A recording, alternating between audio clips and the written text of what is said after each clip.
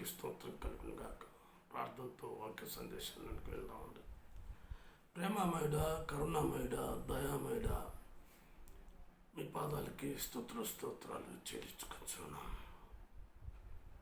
ఇంతవరకు ఈ పరిచర్యను ప్రభావ మీరు ఆశీర్వాదకరంగా దీవెనకరంగా చేయించిన మీ మహాకృపను బట్టి మన స్తోత్రాలు.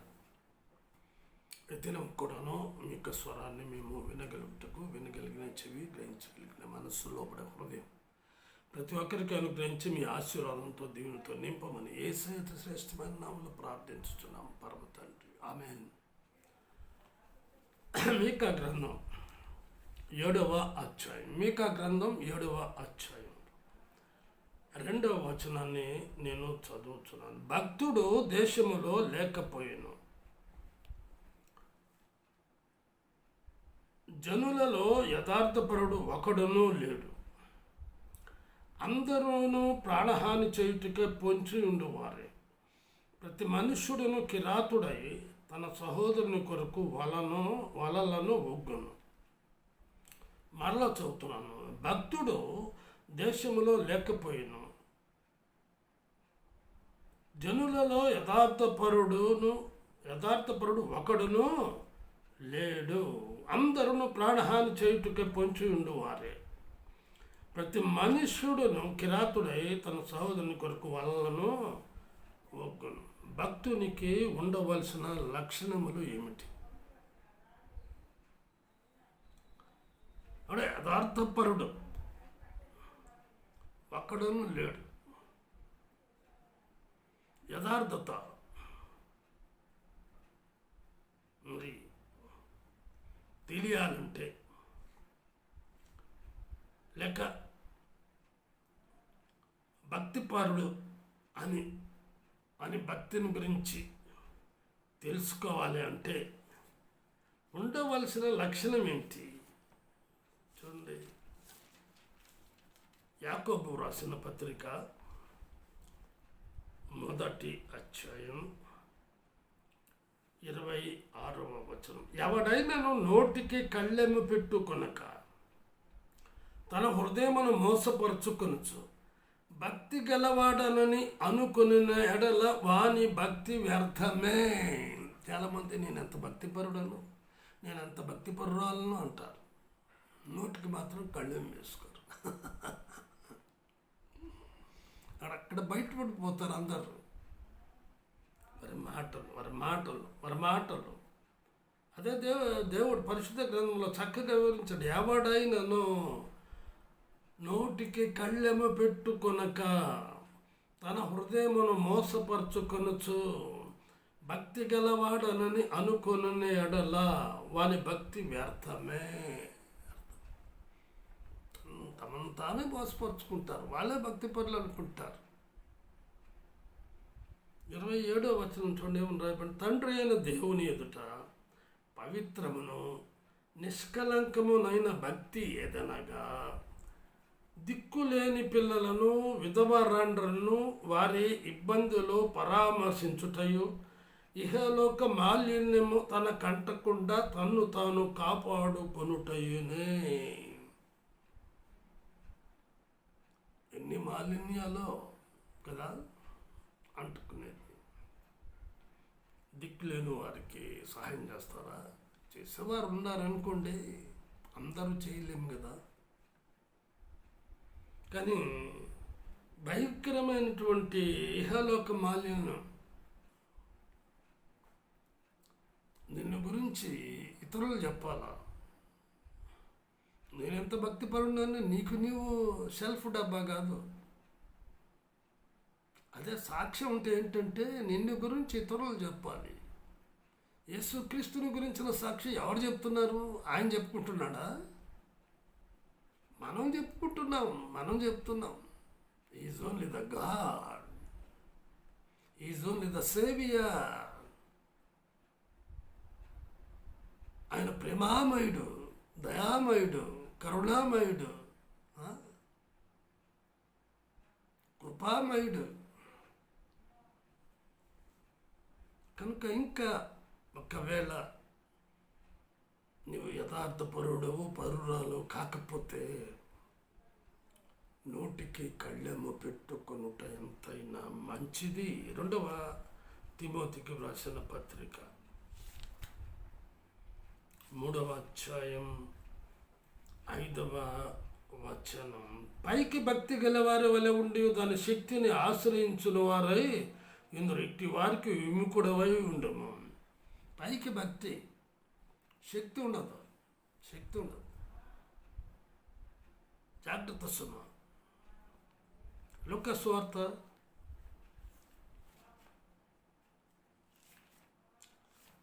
2వ అధ్యాయం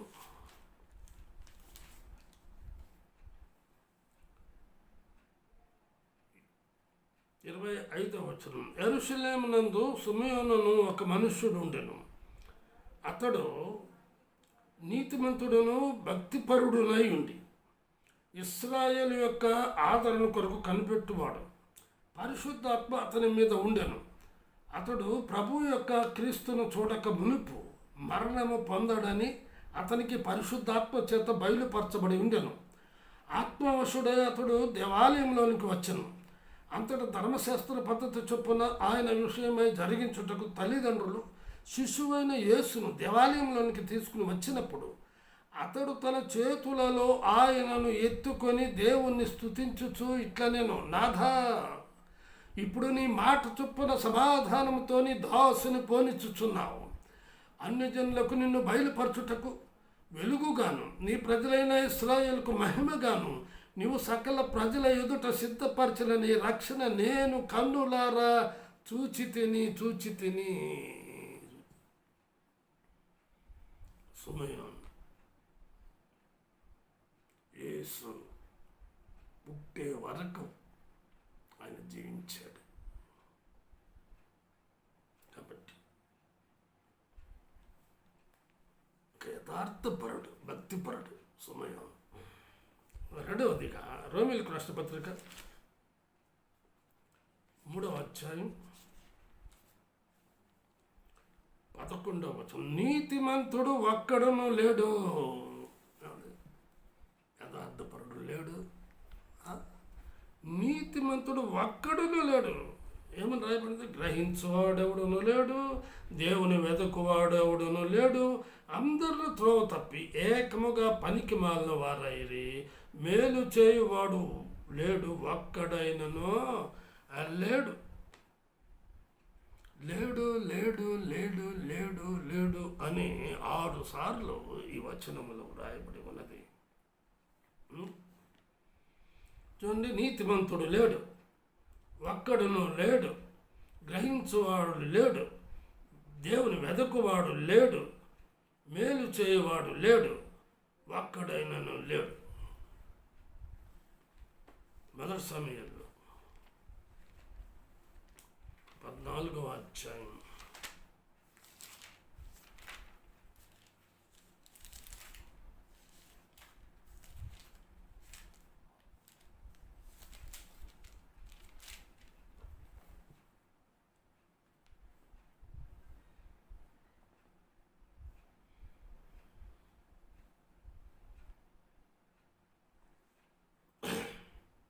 6-7 వచనాల్లో చూద్దాం. యోనాతాను, ఈ సున్నతి లేని వారు దండు కాపురుల మీదకి పోదాం రమ్ము, యెహోవా మన కార్యమును సాగించునేము, అనేకుల చేతనైనను కొద్దిమంది చేతనైనను రక్షించుటకు యెహోవాకు అడ్డమా అని తన ఆయుధములు మోయువానితో చెప్పగా, అతడు నీ మనస్సులో ఉన్నదంతయు చేయము, పోదము రమ్ము, నీ ఇష్టానుసారముగా నేను నీకు తోడుగా ఉన్నానని అతనితో చెప్పాను. కాబట్టి యోనాతాను గిఫ్ట్ ఆఫ్ గాడ్ ఆయుధములు మోయువానితో చెబుతున్నాడు. 1 man ఆర్మీ. అక్కడ ఫిలిస్తీన్లతో యుద్ధం చేయటానికి తోడొస్తావా? అసలు ఆయుధములు మోస్తున్నాడు ఆ వ్యక్తి. అతడేమి యుద్ధం చేయడు, యుద్ధం చేసేది యోనాతానే. కనుక అతడు చాలా స్పష్టంగా చెప్పాడు, నీ మనసులో ఉన్నదంతయు చేయము, పోదము రమ్ము, నేను నీకు తోడుగా ఉన్నానని అతనితో 11వ వచనం. వీరిద్దరూ తమను తాము ఫిలిస్తీన్ల దండు కాపురులకు అగపరుచుకున్నారు. అప్పుడే ఫిలిస్తీన్లు చూడండి, తాము దాగి ఉండిన గుహలలో నుండి హెబ్రీయులు బయలుదేరి వచ్చున్నారు చెప్పుకొంచు యోనాతాను అతని ఆయుధంలో మోయవారిని పిలిచి, మేము మీకు ఒకటి చూపిస్తాము రండి అని చెప్పినప్పుడు, యోనాతాను నా వెనుక రమ్ము, యెహోవా ఇశ్రాయేలు చేతికి వారి అప్పగించినని తన ఆయుధంలో మోయవానితో చెప్పి, అతడును అతని వెనుక అతని ఆయుధంలో మోయవాడును తమ చేతులతోనూ కాళ్ళతోనూ ప్రాకి ఎక్కిరి. ఫిలిస్తీన్లు యోనాతాను దెబ్బకు పడగా అతడి వెనుక వచ్చు అతని ఆయుధములు మోయవాడు వారిని చంపెను. యోనాతాను అతని ఆయుధములు మోయవాడు చేసిన మొదటి వధ దాదాపుగా 20 మంది పడింది. నీతిమంతుడు ఎవరండి? యోనాతాను. ఈ యోనాతాను దావీదు యొక్క మధ్య సంబంధ బాధం చూసినట్లయినచో ఆ యొక్క 18వ అధ్యాయంలో చాలా స్పష్టంగా రాయబడి ఉన్నది. కాబట్టి రాక్షసులైనటువంటి ఫిలిస్తీన్లు గొల్యాతు లాంటి వారిని దాదాపుగా వీరు 20 మందిని చంపగలిగారు. కాబట్టి నీతిమంతుడు ఒక్కడు లేడు. మూడవదిగా యెషయా గ్రంథం 64వ అధ్యాయం 7వ వచనం. నీ నామమును బట్టి మొరపెట్టువాడు ఒకడును లేకపోయేను. మొరపెట్టువాడు, ప్రార్థించేవాడు ఒకడు లేడు. ఈ దినాల్లో అదే కొరత, సంఘాల్లో కొరత. అక్కడు లేడు. కాబట్టి దేవాది దేవుడు సృష్టికర్త. మరి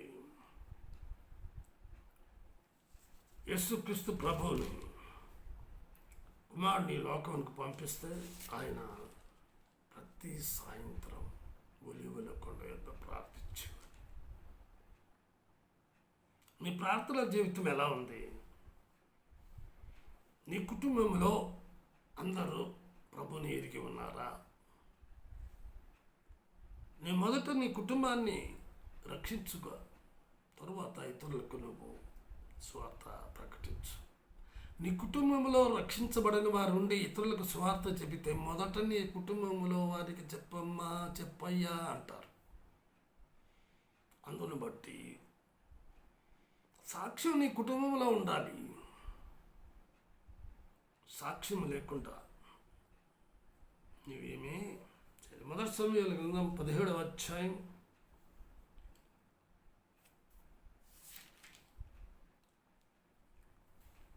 8, 9, 10, 11 వచనాలు చదువుతున్నాను. అతడు నిలిచి ఇశ్రాయేళ్ల దండు వారిని పిలిచి యుద్ధ పంక్తులు తీర్చుటకై మీరెందుకు బయలుదేరి వచ్చితిరి? నేను ఫిలిస్తీయుని కానా? మీరు సౌలు దాసులు కారా? మీ పక్షమున ఒకరిని ఏర్పరచుకుని అతడు నా యొద్దకు పంపుడి. అతడు నాతో పోట్లాడి నన్ను చంపగలిగినట్లా మేము మీకు దాసులు మగుదాం. నేను అతన్ని జయించి చంపినట్లా మీరు మాకు దాసులయ్యిందురు, మాకు దాస్యం చేయుదురు. ఈ దినమున నేను ఇశ్రాయేలు సైన్యములను తిరస్కరించుచున్నాను. ఒకరిని నియమించిన ఎడల వాడును నేను పోట్లాడదామని ఆ ఫిలిస్తీయుడు చెప్పుచూ వచ్చాను.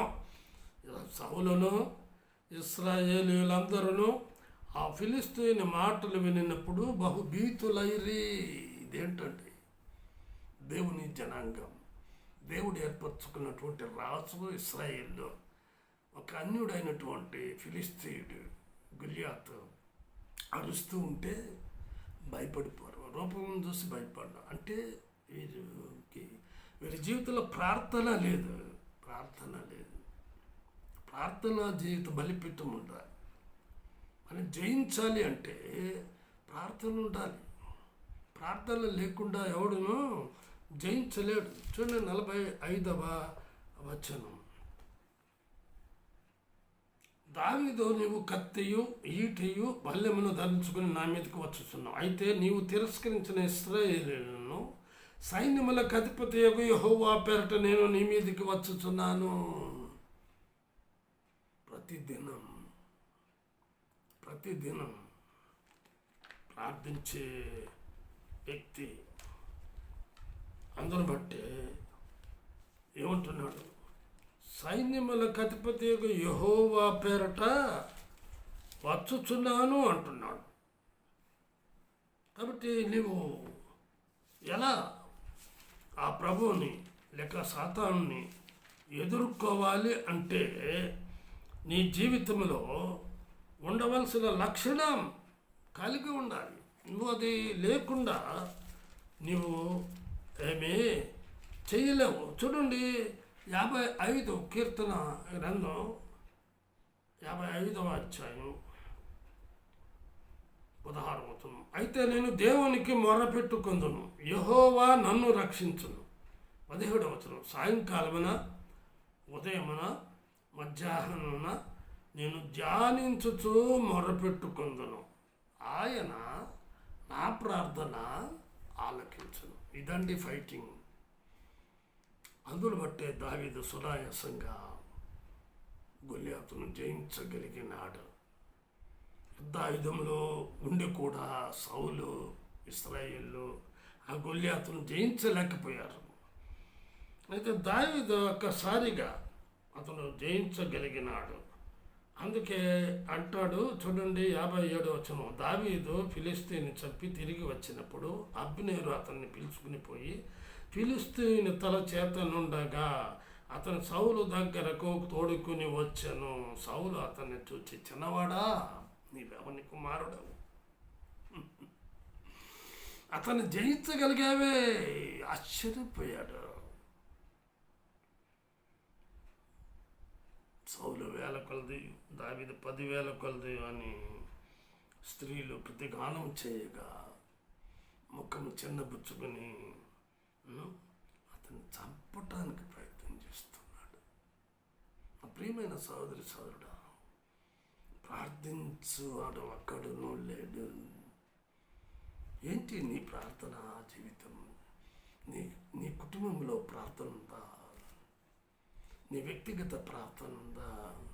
నీ సంఘంలో నువ్వు ప్రార్థిస్తున్నావా? ప్రార్థన పరుడుగా జీవిస్తున్నావా? మరి సమాజంలో నీ చుట్టూ ఉన్న వారి కొరకు, నీ కుటుంబస్తుల కొరకు, రక్షణ లేని వారి కొరకు నువ్వు ప్రార్థిస్తున్నావా? ఒకసారి జ్ఞాపకం చేసుకోమని మనవి చేస్తూ ఉన్నాను. 4వదిగా ఇర్మియా గ్రంథం 5వ అధ్యాయం 1వ వచనం. యెరూషలేము వీధుల్లో అటు ఇటు పరిగెత్తుచు చూచి తెలుసుకోండి, దాని రాజవీధులలో విచారణ చేయండి. న్యాయము జరిగించుచు నమ్మకముగా నుండ యత్నించుచున్న ఒకడు మీకు కనబడని ఎడల నేను దాన్ని క్షమించుదును. న్యాయం జరిగించే నమ్మకమైన వాడు ఒక్కడు కూడా లేడు. ఒక్కడు. దేవుడే అంటున్నాడు, ఒక్కడిని చూపించు అని.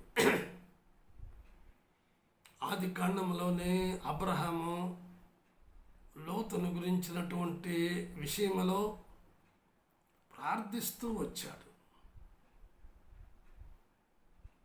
బ్రతిమాలుకుంటూ వచ్చాడు.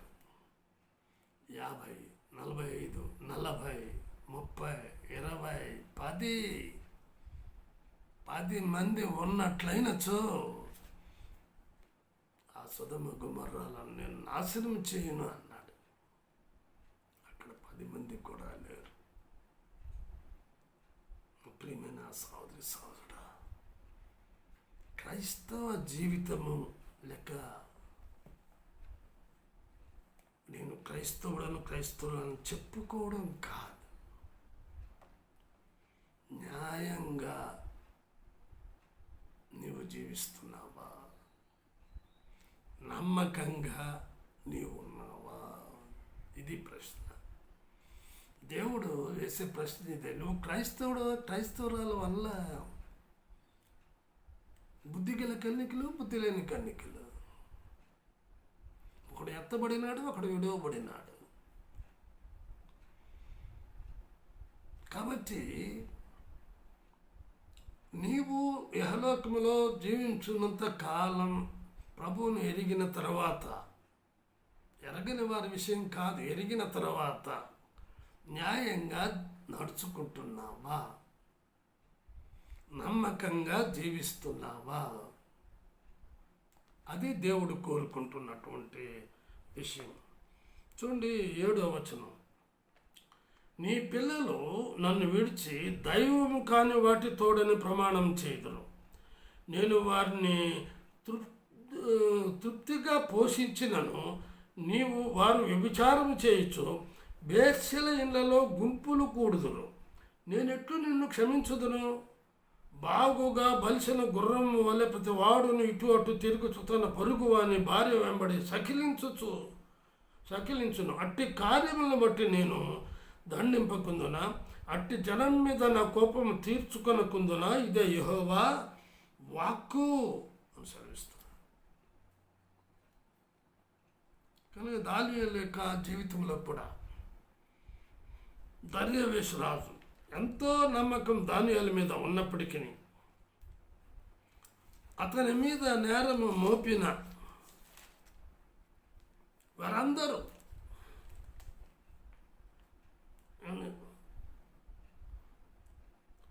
చూడండి 6వ అధ్యాయం 24వ వచనం, రాజు ఆజ్ఞ ఇయ్యగా దానియేలు మీద నింద మోపిన ఆ మనుష్యులను వారు తోడుకుని వచ్చి సింహముల గుహలో పడద్రోసిరి. వారిని, వారి కుమారులను, వారి భార్యలను పడద్రోసిరి. వారు ఆ గుహ అడుగునకు రాక మునిపే సింహముల పాలైరి. సింహములు వారి ఎముకలను సైతము పగుల గురికి పొడి చేసాను. ఎంత ఆశ్చర్యకరం అండి! దురదృష్టకరమైనటువంటి దర్యావేషుకి ఉన్న విశ్వాసం, నమ్మకం లేదా?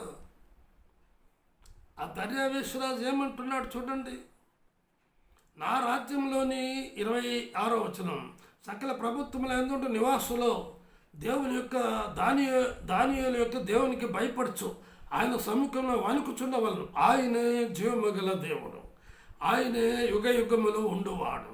ఆయన రాజ్యం నాశనము కానేరదు. ఆయన ఆధిపత్యం తుదమట్టునకుండును.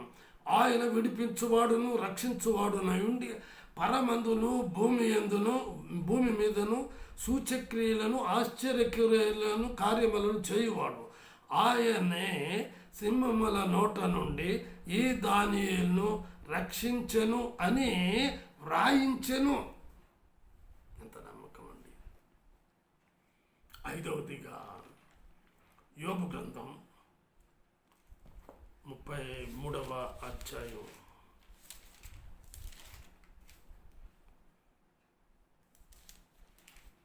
23వ వచనం, నరులకు యుక్తమైనది ఏదో దానిని వానికి తెలియజేయుటకు వేలాది దూతలలో గనుడకు ఒకడు వానికి మధ్యవర్తి యుండిన ఎడల, మధ్యవర్తి ఒక్కడు కూడా లేడు. అందుకే అంటున్నాడు చూడండి, దేవుడు వాని యందు కరుణ చూపి 24వ వచనం, పాతాళంలోనికి దిగి వెళ్లకుండా వాడిని విడిపించును, ప్రాయశ్చిత్తము నాకు దొరికినని సెలవిచ్చును. 14వ వచనం, దేవుడు ఒక్క మారే పలుకును, 2 మారులు పలుకును, అయితే మనుషులు అది కనిపెట్టరు. దేవుడు పిలుస్తున్నాడు, చెప్తున్నాడు, వినిపిస్తున్నాడు, అయినా మనుషులు గ్రహించలేక ఉన్నారు. ఆఖరిగా 1 తిమోతి రాసిన పత్రిక 2వ అధ్యాయం 5-6 వచనాలు, దేవుడు ఒక్కడే, దేవునికి నరులకును మధ్యవర్తి ఒక్కడే, ఆయన క్రీస్తు యేసును నరుడు. ఈయన అందరి కొరకు విమోచన క్రయధనముగా తను తానే సమర్పించుకొని ప్రార్థన చేసుకున్నామండి. ప్రేమ నమ్మకం గల మా ప్రియ పరలోకపు తండ్రి, ప్రభువా, ఎదురానా ప్రభువా, భక్తుడు దేశములో లేకపోయినను, జనులలో యథార్థపరుడు ఒక్కడునూ లేడు, నీతిమంతుడును ఒక్కడునూ లేడు, ప్రార్థించేవాడు ఒక్కడునూ లేడు, నమ్మకమైన వాడు న్యాయము జరిగించేవాడు ఒక్కడునూ లేడు, మధ్యవర్తి లేడు. ప్రభువా, మీరు అందరి విమోచన క్రయధనం కొరకై మధ్యవర్తిగా ఈ లోకమునకు వచ్చి పాప పరిహారం కొరకు ప్రభువా శిలువలో రక్తము కార్చినందులకు స్తోత్రాలు. మరణించి సమాధిని జయించి తిరిగి లేచినటువంటి పునరుద్ధారుడా, అట్టి శుభప్రదమైన నిరీక్షణ ప్రభా, ఇంకను ఎరిగిన వారు, తెలుసుకున్న వారు, గ్రహించిన వారు ప్రభా ఎరిగి తెలుసుకుని గ్రహించినట్లుగా సహాయం చేయమని యేసు శ్రేష్టమైన నామములో ప్రార్థించుచున్నాము పరమ తండ్రి. ఆమేన్. తిరిగి వచ్చే వారం కలుసుకుందామండి. అంతవరకు సెలవు. దేవుడు మిమ్మల్ని దీవించును గాక.